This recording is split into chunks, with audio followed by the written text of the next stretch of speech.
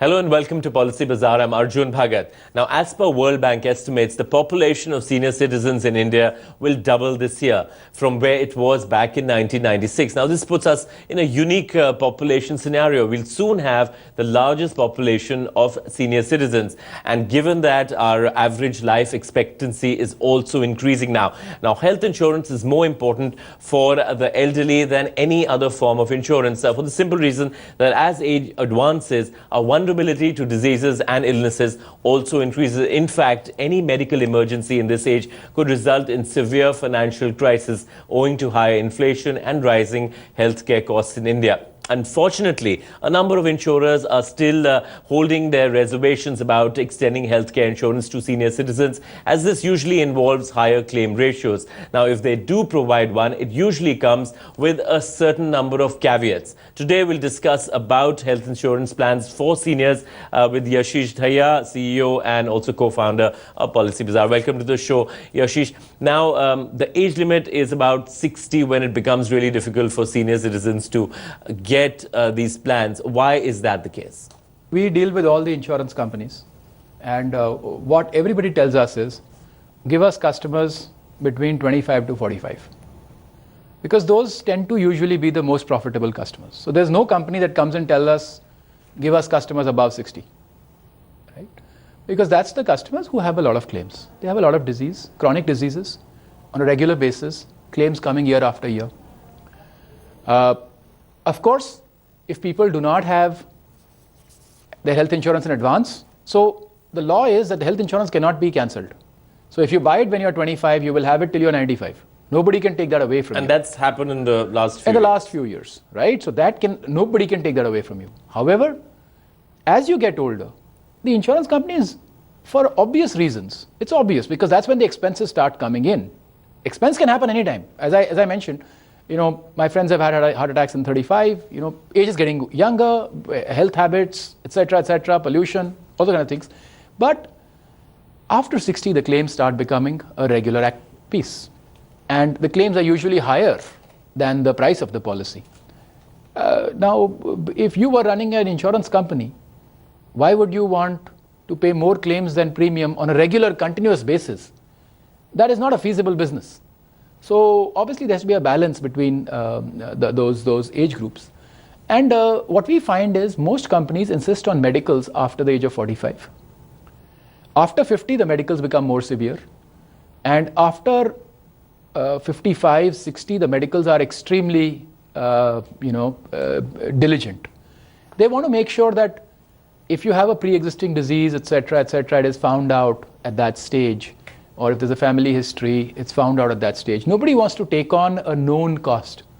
And I think to some extent, if somebody is getting to the age of 60 and has not purchased a health insurance yet, to some extent they are also responsible then, if they don't get the health insurance. So, we cannot put So there are two aspects to it. One is that, of course, the advice that should be taken is that, build a track record of having health insurance from an early age. Yes. 30s, 40s, 50s, whatever. Because it's going to increasingly get more difficult. That's what you're saying. Absolutely. Second is the premium costs. Yes. So talk to us about the premium costs. Why are they so expensive for senior citizens? Of course, you mentioned higher probability, but explain that to us. See, as you get older, the probability of one's going to hospital and having medical expenses related to that is higher. I'm not saying that there are not 89, 90-year-old fit people, and I'm not saying there are no 25-year-old unhealthy people, right? So I'm not saying that. But when you take the average of the nation, what you find is the older people have got far higher claims. Like a simple fact is that at the age of 60 to 65, people would have about 4 to 5 times the amount of claims as somebody between 20 to 25. That's known, right? And all the insurance companies are commercial enterprises. They are not charities. They have to make money. They cannot survive if they don't make money. They cannot pay their employees. They cannot do anything for their shareholders. All of them, most of them make losses, by the way. So for those who believe the health insurance companies are very profitable and cheating customers or something, most of the health insurance companies in the country make a loss. And it's not because they pay high salaries or anything, it's just because that is the cost of business. That is the cost of claims. Most health insurance companies operate at 80, 85, 90% claims ratios. And that is why they have to be very careful about claims. Because if claims go above your premium on a regular basis, continuous basis, then the company will go bankrupt. How will the company survive? So it's a fundamental piece. Obviously, it's going to get harder. So I think that's something that the customer... That's a given. That's a given. And I think the customers have to take it on themselves to get the health insurance while they are still fit. If you've got a disease and then you're looking for health cover, if you don't get it, I'm sorry, but you cannot blame the system or you cannot blame the companies. You have to blame yourself, because when you had the vial, you did not go and get it. So let's talk about specifics of, say, a senior citizen health plan. Is there something known as that? Yeah. How is it different from, say, a regular health plan, say, for somebody in their 40s or somebody in their 60s? And does that change as you grow older, say, when you're 70, 80? Now there is no limit if you have if you have a health insurance plan. So there are some companies, Max Bupa, Religare, a few others, Cigna, who have no age limit for entry. You can get into the policy at any age. You could be 100 years old, you could still get into the policy.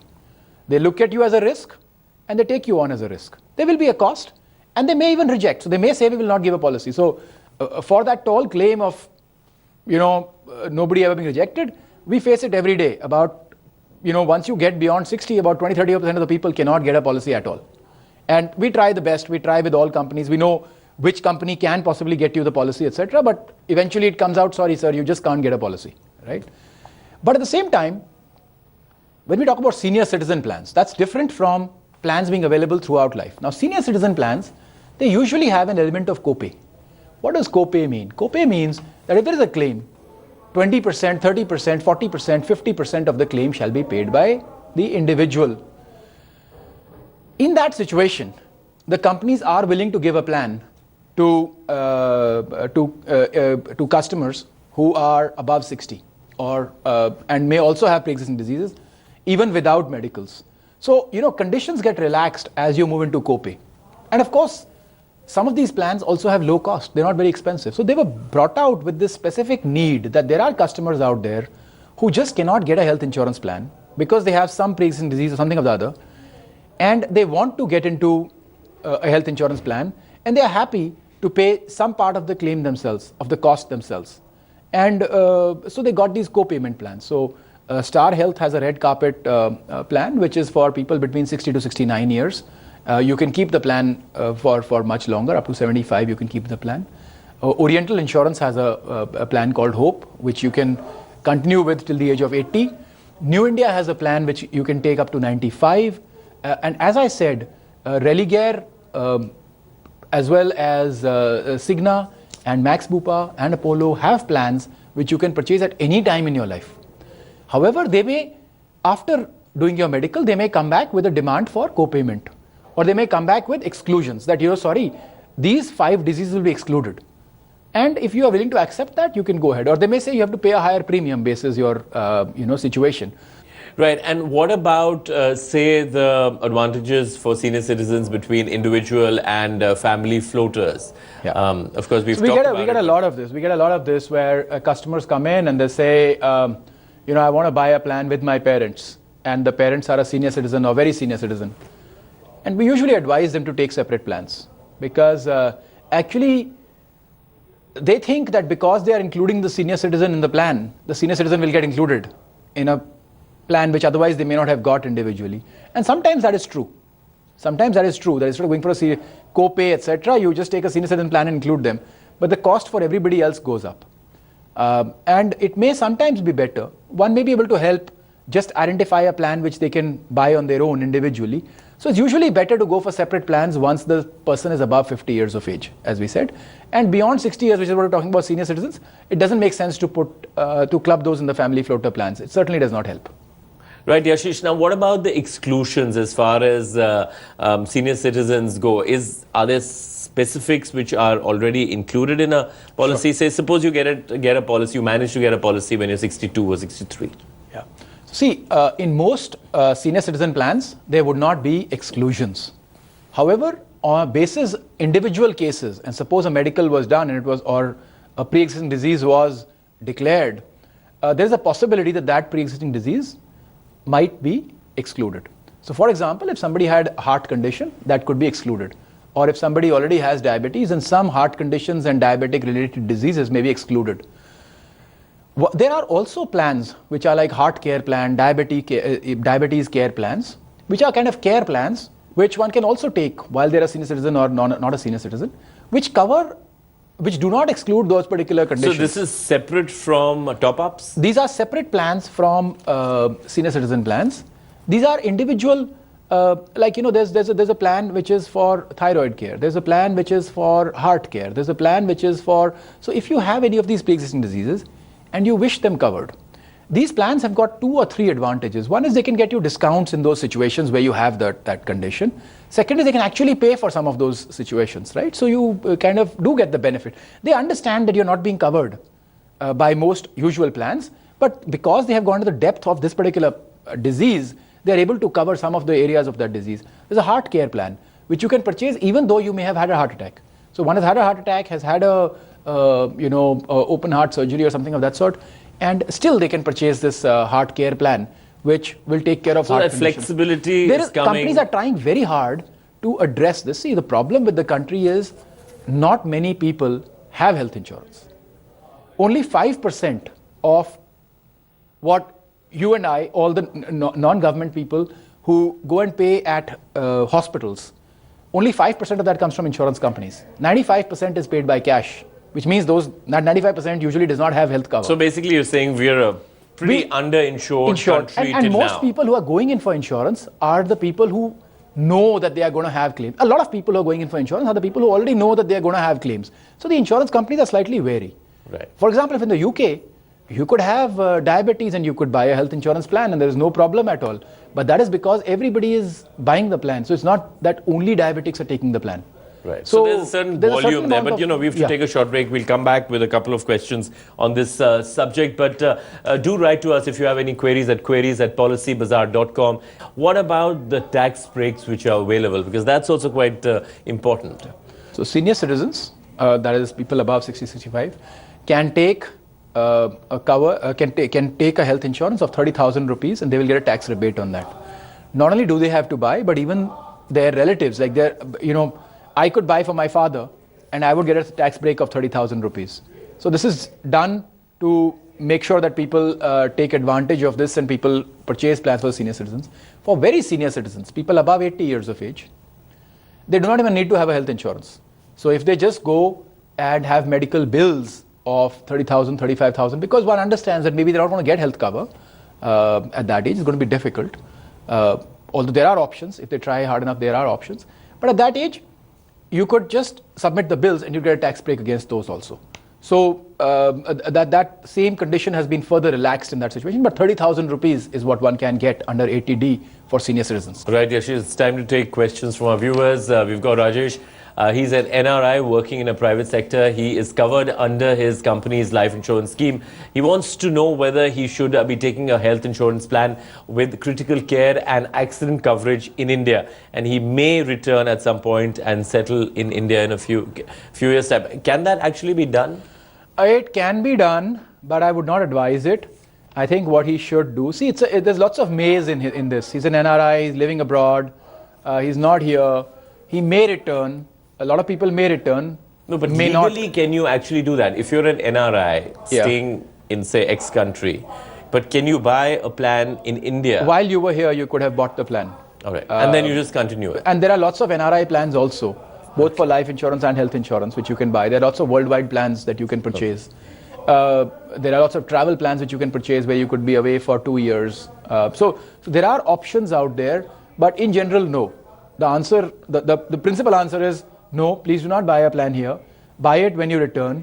If you're getting to that age where you're getting pre-existing disease, etc., buy the plan abroad. And when you do return, we'll see how we cover at that stage. Right. We've got Priya. She says she purchased an endowment policy of 3 lakhs, wherein she would get the money back at the age of 60. She has paid around 1,20,000 so far, and she would like to surrender her policy. However, she's been informed that she would only get 75,000 if she surrenders it now. What should be her next step? Priya should stay with the plan till the end of the duration. If she needs the money and she has to surrender, then she has to surrender. And it is true, she will get 75,000. So most endowment plans have got steep cancellation fees. And please understand, one has to understand this before purchasing the policy. The moment you purchase the policy, especially these kind of guaranteed return endowment plan kind of policies, they do have very high cancellation cost. And the reality is about 60-70% of people cancel them within 5 years. And they only about see half their money back. So the rest of it lose money. And that money, that's a pretty sad situation. But the sadder part is it's not changing. It's not changing. 60% of the people in the country still buy those plans. So still, even today, while one is trying whatever to educate, etc., there are over about 20 million such plans sold in the country every year, and it's very sad. Most of those people are going to lose money. Right, we've got Subramaniam, and he wants to know if he can have his grandson included in his family floater health plan. Would it be a good move? He asks. His grandson is 15 years old, and hence he's not sure if that makes sense, or should he just go in for an individual policy? He can include him in a family floater, but his grandson should be included in the family floater of his son or daughter. Because up to 21, his grandson can be included in the plans, but it would not be right for him and his grandson to be in the same plan. So he should have individual plan for himself and a family plan for his children and their children. They can be in one family plan. I think, as I said, above 50 years of age, one should have individual plans. It does not help having a family floater. Right, we've got Sugandha, 32 years old, and the person asks, does frequent smoking and drinking have its bearing at the time of applying for life insurance? She says she drinks often and smokes socially. Yes. See, cigarette smoking is injurious to health.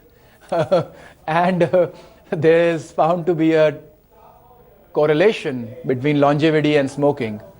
So obviously the insurance companies are commercial enterprises, and they will price differently for smokers and non-smokers. There are some companies that do not have a price differentiation. So check that out, and if you will see that some companies, there are two or three companies that do not have a price differentiation, whether you're a smoker or non-smoker. But most others will have a price differentiation. So check out, maybe you want the plan from the ones who do not have a price differentiation. So I think it's wrong.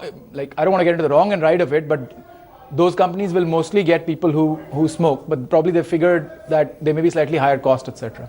Right, we've got Santosh Mohanty, 32 years old. He says he draws a salary of 25,000 per month. He wants to know how he can get a good policy within his budget. He has been told that he should go for a life insurance plan with higher coverage, but he's not sure if he can really afford that. What should be the ideal, amount for him? The first thing he requires is a health insurance plan. After that, is he married? Does he have kids? If he has dependents, then he should definitely go for a life insurance plan. There is no question of affordability here, in the sense, suppose he's drawing 25,000 a month, he's drawing about 3 lakh rupees a year. Even if he takes a 30 lakh rupee plan, that 30 lakh plan will not cost more than 200 rupees per month. So, I'm sure he does spend 200 rupees a month on something or the other, which may be less relevant than a life insurance plan. So it's not very expensive, and he could go for a life insurance plan. I just hope the person who's selling him the plan is not selling him one of those endowment plan kind of things, which have, which is what one of our callers just spoke about. So avoid those. Buy a pure term plan, buy your health plan, and you should be very fine. And they're not very expensive. Right, Yashish, that's all the time that we have. In last week's quiz, we asked you a question. What is the maximum tax deduction that you can claim under 80C? And the correct answer is 1,50,000. And Vishal Sharma, congratulations to you for getting it right. Now, this week's question is, what is the maximum tax deduction that senior citizens can claim on health insurance premium under Section 80D? And you can send in your queries, your answers at queries@policybazaar.com. And once again, thanks a lot, Yashish, for joining us on the show. Thank you. Goodbye.